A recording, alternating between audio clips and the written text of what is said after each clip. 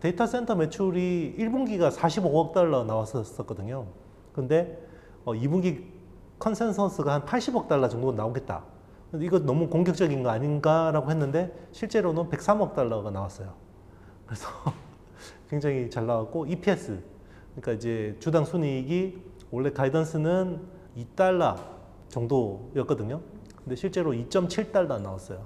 그래서 엔비디아 그러면 어디 가서 이야기하기가 되게 민망한 게 PR이 막 100배, 200배 이러니까 밸류에이션 가지고 설명할 수가 없었거든요. 요게 이제 그러면 향후 포워드 가이던스로 보면 PR이 30배로 낮아집니다. 굉장히 가치주가 돼버렸습니다. 엔비디아. 이제 엔비디아가 비싸다고 할 수가 없을 것 같아요. 그리고 그동안 이제 AI에 대해서 이게 버블이다 아니면 트렌드다라고 굉장히 엇갈렸었는데 적어도 엔비디아 실적을 놓고 보면 이걸 이제 버블이라고 할 사람은 없을 것 같아요. 향후 그 가이던스에 대한 부분이었는데 향후 가이던스도 굉장히 긍정적으로 내놨어요. 이제 3분기, 4분기에 대해서도 굉장히 긍정적으로 내놨고 이제 여기서 걱정되는 부분이 그거예요. 수요는 확실한데 AI 쪽에 수요는 확실한데 공급에 대해서는 좀 걱정이 있었거든요. 이제 공급이 뭐가 문제였냐면 이제 파운드리, TSMC의 파운드리가 좀 걱정이 됐었는데 그게 좀 빠르게 좀 해소가 되는 느낌입니다. 엔비디아 컨퍼런스 콜에서 이제 나오는 이야기 보면 TSMC도 굉장히 빨리 공격적으로 캐파 증설에 나서고 있고요. 그리고 이제 엔비디아 외에 이제 AMD 같은 업체들은 지금 이제 캐파 확보가 안 되니까 이제 삼성 파운드리 쪽으로 좀 계속 눈을 돌릴 수밖에 없는 상황이다. 이렇게 보고 있습니다. 지금 이 공급의 병목은 선단 공정보다는 어드밴스드 패키징. 그러니까 TSMC의 코어스라고 하는 칩온, 웨이퍼온, 서브스트레이트. 여기 캐파가 절대적으로 부족해요. 그래서 지금 TSMC가 여기에 캐파 3배 증설 나서고 있고요. 그리고 HBM이라는 우리 고용량 메모리도 지금 공급 부족이 좀 예상이 되고 있습니다. 그래서 SK하이닉스가 지금 1분기 기준으로 한 월 웨이퍼 기준으로 15,000장 정도의 캐파가 있는데 4분기까지 이걸 50만 장, 그러니까 5만 장까지 늘릴 계획이에요. 그래서 거의 3배 이상 증설하는 건데 그 SK하이닉스가 그동안 돈이 없어가지고 이게 투자를 어떻게 할까라고 되게 걱정이 많았었는데 갑자기 왜 이렇게 돈이 생겼을까? 아마 선지급 해줬을 가능성이 높아요. 고객사들이. 거의 없죠. 미리 돈부터 주고 증설해달라고 물건 기다리는 경우는 드물죠. 어떤 혁명이 우리가 생각하는 것보다 활활 타오르고 있다고 볼 수 있는 거죠. 그러니까 빅테크 업체들 입장에서는 뭐 지금 투자할 돈이 많아서 여유가 많아서 투자하는 게 아니라 여기서 밀리면 죽는다는 심정으로 투자하고 있다고 봐야 되는 겁니다. 원래 당초 올해 그 AI 서버 시장 전망치가 올해 그 생산량이 한 16만 대 정도 봤었어요. 원래 당초 이제 생산 계획이. 근데 지금 한 20만 대 정도로 상향 조정됐고요. 요거는 HSBC에서 나온 이제 자료고요. 그리고 내년은 원래는 한 22만 대 정도 봤거든요. 근데 40만 대까지 상향 조정됐고요. 서버 한 대당 칩이 8개 들어가거든요. 그러면 곱하기 8하면 대충 엔비디아의 칩 생산량이 나오는데 지금 가장 하이엔드 칩이 H100이라는 4나노 공정 칩이거든요. 그게 지금 올해 한 50만 개 정도 생산할 것 같아요. 50만 개 생산하는데 내년에 150만 개에서 200만 개까지 늘리겠다라고 이야기가 나오고 있습니다. 그러면 거기에는 기본적으로 HBM이라는 고성 메모리가 페어링해서 들어가잖아요. HBM 시장도 그만큼 커져야 되죠. 지금 HBM3가 4세대 제품이거든요. 원래 HBM이라는 컨셉이 나온 건 2008년도 AMD가 처음으로 제안을 했었는데 1세대, 2세대, 3세대까지 그렇게 크게 큰 수요처가 없었어요. 그러니까 HBM이 있었고 HBM2가 있고 HBM2E가 3세대였고 HBM3가 4세대거든요. 이번에 공개한 건 HBM3E니까 5세대 제품이죠. HBM3는 SK하이닉스가 독점을 하고 있어요. 지금 엔비디아가 HBM3를 대부분 쓰고 있는데 거기에 이제 A100하고 H100이라는 칩에 독점적으로 이제 공급을 하고 있는 거고요. 전체 HBM 시장을 놓고 보면 HBM3가 한 30% 정도 비중을 차지하고 있는데 내년에는 HBM3 시장이 굉장히 확대가 될 것 같아요. 2세대, 3세대 제품은 굉장히 많이 이제 줄어들 것 같고 그 작년 매출 기준으로 보면 HBM 시장에서 50%가 SK하이닉스의 목이고 40%가 삼성전자, 10%가 마이크론이거든요.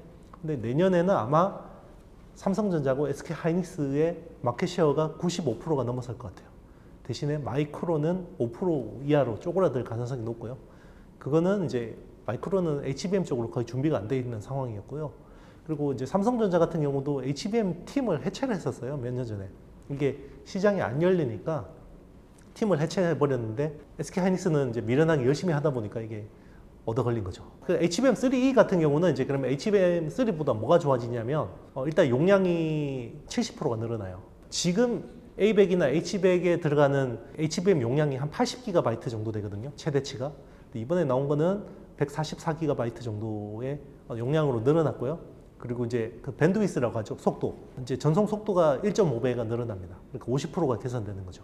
그게 이제 내년 2분기에 생산되는 NVIDIA GH200이라는 칩에 기본으로 채택될 것 같습니다. 일단 이제 올 상반기를 보면요. 올 상반기가 반도체 주가들이 급반등을 했던 거는 결국 메모리 사이클의 바닥을 봤다라는 거하고 이게 AI 혁명이 중첩이 돼 버렸잖아요. 그래서 서로 막 상승 효과를 일으켰는데 지금 최근에 조정을 받았던 이유는 AI 쪽의 수요는 전혀 걱정할 게 없는데 지금 메모리 반등이 생각보다 탄력이 약한 거죠.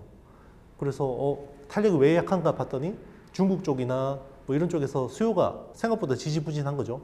뭐 지금 중국은 뭐 중국판 리먼 사태 발생한다고 해서 사람들이 경기가 안 좋으니까 내구 소비재 소비를 줄이고 있죠. 특히 스마트폰. 그러니까 이제 스마트폰 시장이 지금 어떻게 보면 반도체 반등의 가장 큰 주적이에요. 그래서 하반기에 볼 거는 스마트폰의 수요가 어느 정도 회복되는지가 되게 중요할 것 같고 그게 반도체 주가에 큰 영향을 미칠 것 같아요. 일단 이제 발등에 불이 떨어졌고요. 사실은 요거 때문에 7월에 중간 인사가 크게 있었죠. 네. 개발 실장 2명이 이제 바뀌었으니까요. 여름에 이렇게 큰 폭의 중간 인사가 있는 경우도 굉장히 드문 거고 그만큼 지금 이제 삼성 입장 내부에서는 지금 굉장히 어떻게 보면 크게 긴장하고 있는 분위기 같고 경계현 사장이 9월에 HBM3 양산하겠다고 공언을 했어요. 그래서 시간이 얼마 안 남았는데 이거를 이제 할 수 있을지가 되게 중요한 거고요. 여기서 이제 향후 메모리 시장의 어떤 구도가 중요한 분기점이 될 수 있어요. 만약에 삼성이 양산에 성공하느냐 못하느냐에 따라서 굉장히 중요하고 그리고 이건 단순히 HBM의 이슈뿐만 아니라 삼성 파운드리하고도 좀 직결이 됩니다. HBM3를 양산을 해야지 삼성이 어드밴스드 패키징 쪽에서 기술력이 어느 정도 올라왔다라고 간접적으로 검증이 되는 거고요. 그리고 지금 최근에 AMD하고 이제 삼성하고 삼성 파운드리하고 이제 거래 관계가 코어스라고 하는 이제 TSMC 코어스 대체품이죠. 2.5D 구조. 그러니까 GPU하고 HBM DRAM 덩어리를 실리콘 인터포저로 이제 한 번에 패키징하고 밑에는 이제 플립칩 BGA. 그러니까 어떻게 보면 약간 주상 복합몰 같은 구조의 칩을 패키징을 해야 되는데 이게 쇼티지거든요. 그러니까 삼성이 요거를 비슷한 iCube라는 기술 가지고 할 수 있다라고 제안을 했고 TSMC는 HBM을 하진 않잖아요. 왜냐하면 메모리 라인이 없기 때문에 이제 SK 하이닉스의 HBM을 갖다 쓰는데 삼성은 자사가 HBM3도 제공하고 iCube도 해주겠다. 그래서 완전한 일괄 턴키로 제공해주겠다라고 AMD한테 제안을 했기 때문에 HBM3 양산도 못하는데 iCube를 성공할 리가 가능성이 낮기 때문에 일단은 HBM3가 중요한 가늠자가 될 수 있습니다. 가능성은 반반인 것 같은데요. 제 개인적인 생각으로는 조금 딜레이 되지 않을까 생각해요. 기술이 되게 어렵습니다, 진짜. 불과 작년 초만 해도 파운드리 선단 공정 수율이 낮아서 삼성의 외부 고객 중에 최고 우량 고객이 퀄컴이거든요.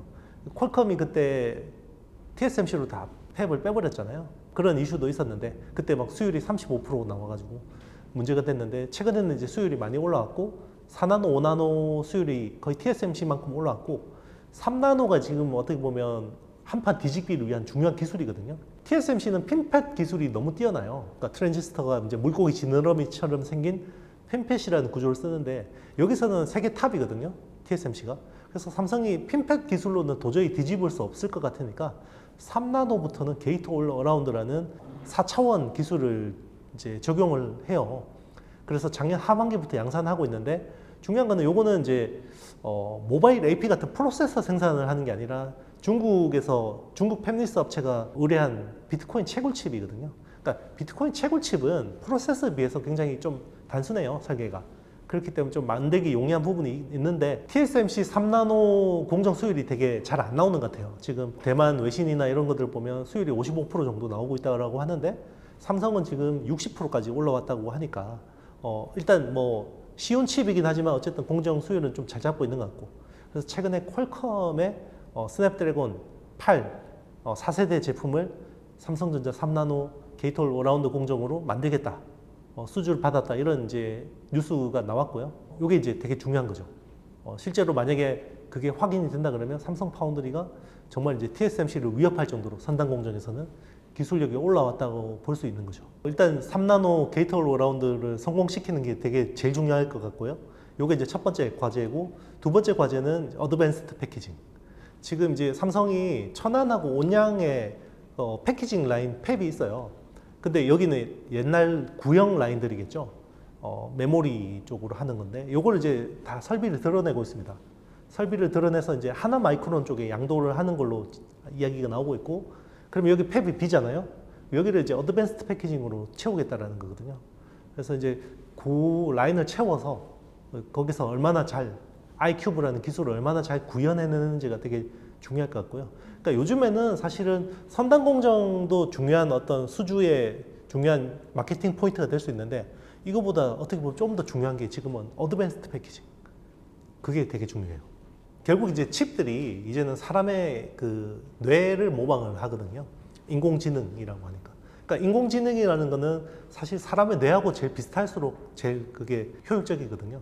근데 지금의 컴퓨터 구조는 다 폰 노이만 구조라고 해서 프로세서 따로, 메모리 따로 다 있잖아요. 요거를 이제 최대한 가까이 붙여서 사람의 뇌처럼 하나처럼 작동하게 하는 게 제일 좋은 거거든요. 그래서 지금은 프로세서하고 메모리를 최대한 가까이 붙이는 거. 그게 이제 지금 2.5D 구조라고 하는 게 그거죠. 이제 프로세스 니어 메모리가 되는 거죠. 그리고 나중에는 프로세스 인 메모리가 되는 게 제일 더 좋은 거고요. 그리고 궁극적으로 지향하는 거는 컴퓨팅 인 메모리. 우리가 이야기하는 뉴로모픽 반도체. 그러니까 프로세서하고 메모리가 완전히 하나로 되는 거. 이제 그런 식으로 이제 어떻게 진화 방향이 그렇게 이제 보고 있는 건데, 만약에 뭐 뉴로모픽 반도체가 된다 그러면 AI 효율도 굉장히 좋아지지만요. 로봇 기술도 굉장히 좋아집니다. 그러니까 로봇이라고 하지만 우리 자율주행차나 휴머노이드 로봇이나 뭐 그 드론 택시라고 하는 UAM, 어반 에어 모빌리티 이런 것들 다 로봇이라고 봐야 되거든요. 인지 판단 제어라는 그 메커니즘 속에서 다 움직이는 건데, 그렇게 되면 굉장히 고도화될 수 있습니다. 그러니까 왜냐하면 지금 우리가 AI라고 하는 거는 우리 GPT, 대규모 언어 모델이라고 하잖아요. LLM이라고 하는 그거 지금 이제 사람의 언어를 이해하는데 AI가 모든 게 초점이 맞춰져 있잖아요. 지금은. 근데 결국 어떤 로봇, 바디가 생기면 사람의 운동 에너지를 최대한 비슷하게 맞추는 게 제일 좋은 거죠. 근데 지금은 로봇을 보면 프로그래머들이 일일이 다 프로그래밍해서 코딩해서 거기에 맞게 제한된 영역 안에서 움직이잖아요. 근데 우리가 영화에 나오는 터미네이터나 뭐 이런 것들은 다 사람처럼 움직이는데, 그렇게 되려면 뇌가 사람하고 비슷해야 되거든요. 그러면 결국 거기에 AI 반도체가 고도화가 돼야 되는 거죠. 그러니까 사람은 언어에서도 되게 중요한 이제 어떤 인공지능을 하는 데 있어서 언어도 되게 중요한 사람을 모방하는 거지만, 결국 그 인간이 진화하는 데 있어서 제일 중요한 건 운동지능이거든요. 그러니까 어떤 의미냐면, 사람도 어쨌든 처음에는 박테리아에서 진화했을 거 아니에요. 그죠? 박테리아에서 진화했다가 설치류에서 막 이렇게 이게 진화했을 텐데, 이렇게 고등 동물이 될수록 뇌가 커져요. 그게 결국 운동지능 때문에 그렇거든요. 그러면 로봇도 점점 진짜 사람하고 비슷해지려면 그 운동지능을 구현할 수 있는 반도체가 필요하죠. 그게 뉴로모픽 반도체. 그게 우리가 지향하는 기술적인 종착점이죠. 어드밴스드 패키징이라는 기술이 아주 심플하게 보면 두 가지 핵심 기술이 필요해요. 웨이퍼, 칩에다가 구멍을 뚫는 거죠. 식각으로. 구멍을 뚫고 구리를 채워서 칩끼리 연결을 해야 됩니다. 그래서 칩 투 칩 커뮤니케이션을 해야 되거든요. 예전에는 칩하고 칩끼리 커뮤니케이션을 하려면 반드시 PCB라는 기판을 거쳐야 돼요. 그러니까 여기에 속도가 느리고 이제 멀리 있으니까 저항이 생기고 열이 나고 이런 경우가 많았는데, 칩끼리 바로 다이렉트로 통신하면 지연이라든지 이런 것들이 굉장히 적거든요. 전력 소모도 적어지고. 근데 그만큼 어렵다는 거죠. 그래서 TSV라고 하는 Through Silicon via라는 그 기술이 아주 중요하고요. 근데 이 기술은 대부분 이제 외산 장비 업체들이 많이 합니다. 미국의 어플라이드 머티리얼즈나 램리서치 같은 회사들이 이쪽을 많이 담당하고 있고요.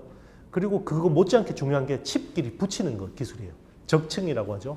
그래서 칩끼리 붙이는데 한미 반도체가 세계적인 기술을 가지고 있습니다. TC 본딩 하는 회사는 세계적으로 여러 군데가 있고, 대표적으로 네덜란드의 ASMPT라는 회사가 있습니다.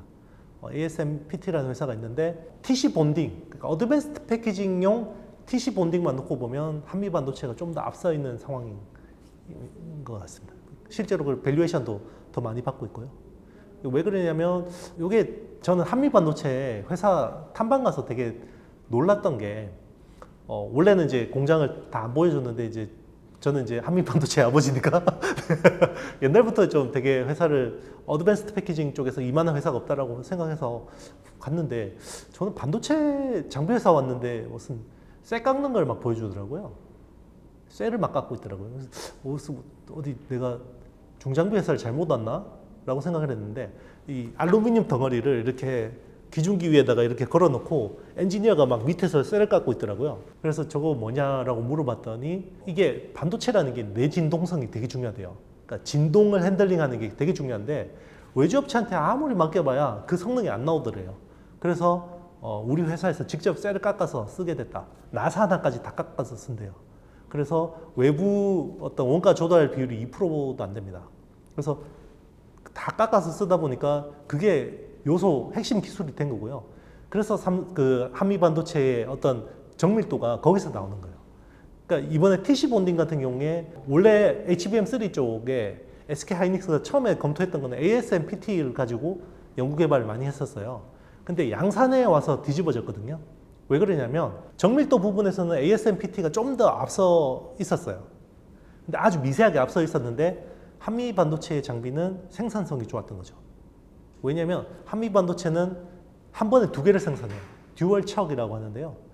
그러면 뭐 ASMPT도 한 번에 두 개 생산하도록 만들면 되는 거 아니냐라고 이야기하잖아요. 그게 안 되는 게 위에서 움직이는 척하고 아래에서 움직이는 척이 서로 진동을 영향을 줘요. 근데 이거를 서로 진동이 중첩이 돼서 상쇄되도록 설계하는 게 핵심이에요. 서로 영향을 안 주도록. 그거를 한미 반도체만 할 수 있습니다. 그래서 TC 본딩 쪽에서 한미 반도체가 세계적인 수준인 거죠. TSMC도 어드밴스드 패키징 쪽으로 캐파를 3배 증설하고 있고, 그리고 삼성전자도 3배 증설하고 있고, SK 하이닉스도 2~3배 증설하고 있고, 인텔도 향후 3~4년 동안 뭐 4~5배 증설하겠다고 했거든요. 그러면 제가 이야기했잖아요. TSV 장비하고 본딩 장비가 메인이에요. 어드밴스드 패키징에서. 그러면 뻔히 보이는 미래잖아요. 그러면 예정된 미래에 대해서는 주식시장은 높은 멀티플을 인정해 주죠. 내년 상반기를 볼 때 중요한 거는 뭐냐면 모빌리티 혁명이에요. 그러니까 AI 혁명과 모빌리티 혁명의 중첩이 내년이거든요.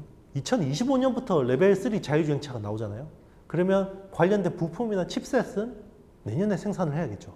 그럼 내년에 이게 굉장히 핫할 텐데, 그러면 AI의 수요와 모빌리티의 수요가 어떻게 서로 중첩될지, 그게 중요한 포인트일 것 같습니다. 그게 잘 맞아떨어지면 올 상반기처럼 강한 반등이 날 수도 있고, 이게 스무스하게 이어질 경우에는 조금 더 약할 수도 있겠죠. 반도체의 방향성에 대해서는 이제 크게 걱정은 없어요. 다만 이제 당초 생각했던 기대보다는 반등이 약하다라는 정도지, 지금 뭐 재고가 더 늘어나거나 바닥 밑이 지하로 가거나 이런 상황은 아니거든요. 8월 수출 데이터만 봐도 반도체 수출 뭐 금액이나 이런 부분들은 많이 올라오고 있어요. 다만 이제 가격 반등이 생각했던 것보다 약한 거는 결국 스마트폰이나 내구 소비재 같은 수요에 대한 걱정이죠.